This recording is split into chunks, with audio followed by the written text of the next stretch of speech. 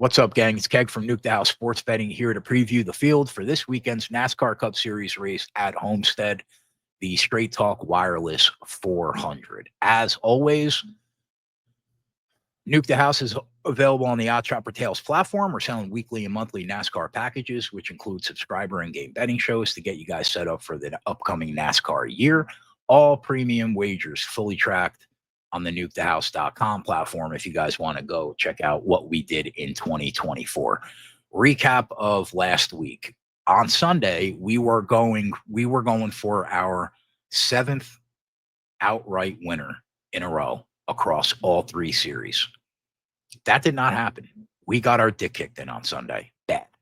But the good news was we won on Friday in the truck race. We won on Saturday in the Xfinity race. And when it was all said and done, I dropped a little over 2 units on the weekend, which I can't really complain about considering Coop and I are up about 40 units combined for the month of March. And things are still going very, very, very, very well. So with that, we're at Homestead, another intermediate track on the circuit. Track's about 1.5 miles long. Not super high tire wear, but on the higher side of the intermediates, I guess you would say. Does it have the tire wear of like a Darlington? It does not as severe, but it's still one of the highest intermediates that will wear a tire, I think, pretty much on the circuit. In terms of a track comp, there's no real comp, but Darlington is probably the closest when you consider tire wear, when you consider how the elite guys in this sport tend to go high and ride the wall like they do at Darlington, although you can take multiple lanes around the track. And one final note, I don't think it will matter, but the last 3 years they've run this race in October. Now they're going to run it in March. If you look at what the track conditions are supposed to be this weekend and you compare it to what they were in October of last year, it's basically going to be identical track conditions. So I don't think that will come into play based on conditions being the same, but I guess you really never know until you see it happen. So we got a lot of guys to get through. Let's get it.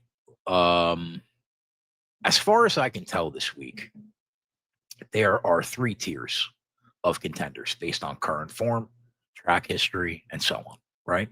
You got the class of the field, you got just under the class of the field, and then you got everybody else.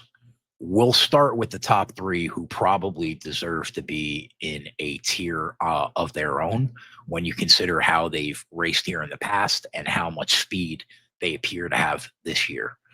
Ryan Blaney, plus 600. Ryan Blaney might be in the best form of anybody on the track right now, aside from Chris Bell. It's hard not to put Bell number 1, considering he's won 3 of the last 4 races in 2025. However, Ryan Blaney has been as fast as anybody on the track, including intermediates, which wasn't exactly his strength in 2024. But Ford looks way better to start this year than they did last year. And this is a phenomenal track in the next-gen era for Ryan Blaney. He hasn't been great here throughout his entire career, but he's been great in this car in the 3 races at Homestead in the Gen 7 era, right? He's finished no worse than 17th, but he has back-to-back second-place finishes here in 2023 and 2024, and he's wicked fast to start this year.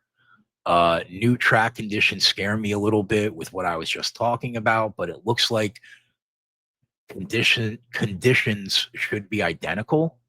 If they are, I expect him to be a top 3 contender, no doubt, come Sunday.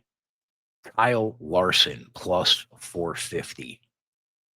Another top 3 contender as your current odds-on favorite right now in Kyle Larson. We did not cash an outright ticket in last week's race, but we were undoubtedly on the fastest cars in the race in Kyle Larson and Ryan Blaney last week. Larson still seems to be missing something this year. He was the fastest Hendrick car last week, but it might be the first time this year he's been the fastest Hendrick car on the track. You can make the case that Will Byron has had the most speed at Hendrick to start the year. And you could say Larson second, Bowman probably not that far behind them, and then I would say Elliott probably behind them all. But Larson still has speed. He's fast, just not as dominant as we're used to seeing at an early point in the year. His track history at Homestead is great. It suits his style. Nobody drives the wall better than Kyle Larson does. Uh, and he's proven over the years that if you have elite speed, the fastest way around the track is hugging the wall. The only thing that gives me pause is while he's been great here over the course of his career, his only top 10 finish at Homestead in the next gen era was his win in 2022. To be fair, he did lead 100 laps in the race that he finished 34th 2 years ago. So if he can keep the car clean, he should definitely be a top three contender. But keep in mind, the way that he rides the wall and the way that he runs this race, it only takes one mistake on one lap to take yourself out of contention, no matter how many laps that you lead. It's happened to him before here. It could happen again. Just remember that. All right, rounding out that top tier, Tyler Reddick, 6-1. Tyler Reddick has been disappointing so far this year. He hasn't been bad, don't get me wrong, but he hasn't had the speed that I thought he would have. I thought he would be faster last week than he ended up being at Vegas. He was so good last year on intermediates in terms of speed, and I just wasn't feeling the speed last week. Probably had top 6 to 8 speed, but not that consistent top 3 speed on intermediates that we saw last year. The good news for him is now he goes to a track that he's been nothing short of phenomenal at. Much like Kyle Larson, this track suits his driving style very well. While Tyler Reddick might not be the best guy in the sport at driving close up to that wall to maximize speed, he is definitely the second best guy in the sport. And it's not by coincidence that he's also won here in the Gen 7 era, which was last year. And if not for an accident where he finished 35th back in 2022, he would have finished in the top 5 at Homestead in every race in the Gen 7 era. So expect him to have race winning caliber speed. Take him seriously. He could easily make it 2 in a row at Homestead. After those 3 guys, the next tier of contenders that aren't that far behind the top 3 is definitely Will Byron and Chris Bell. And I'm going to throw Chase Elliott into that second tier of 3 also. Let's start with Byron. Sitting at around plus 850 right now. Will Byron has had top 6 speed in every single race at both Homestead and Darlington in the next gen era. It's pretty good, man. What else is there left to say? Every single race at Homestead and the closest comp, he's had top 6 speed. The big knock on him is not really a tire wear guy. Now, are tires really going to come into play that much? Maybe not. They have basically unlimited sets of tires. I mean, they could probably go down every 35 laps if they wanted to. So we might not even get to a point where tires actually end up mattering. But Byron has been getting better in terms of managing tires. And I expect him to be wicked fast like he has been at every Darlington race and every Homestead race since 2022. You got to take him seriously. And he may very well be the fastest guy at Hendrick right now. After Byron, Chris Bell in that 9-1 range. Chris Bell probably in the best form of any driver on the circuit right now. And in the 3 next gen races at Homestead, he won in 2023. He top 5 in 2024, and he finished just outside the top 10 in 2022. Those are excellent results, but 2 notes about him. Number one, his results appear to be better than his speed. He wasn't even in the top 10 in speed here 2 years ago, but he did have a much better showing of speed in 2024. He was top 5 in speed last year in this race. The only thing that is hard to square right now with Chris Bell is there isn't another Toyota besides 23XI that has shown much of anything this year. Gibbs might as well just give up. Ty Gibbs. Denny Hamlin continues to be on the side of a milk carton. And for all the speed that Truex had in that 19 car last year, where did it go? Because it's not in Chase Briscoe's car right now. So I'm kind of down on Toyota, with the exception of Chris Bell and Tyler Reddick. So you have to take Chris Bell seriously. He can win this race.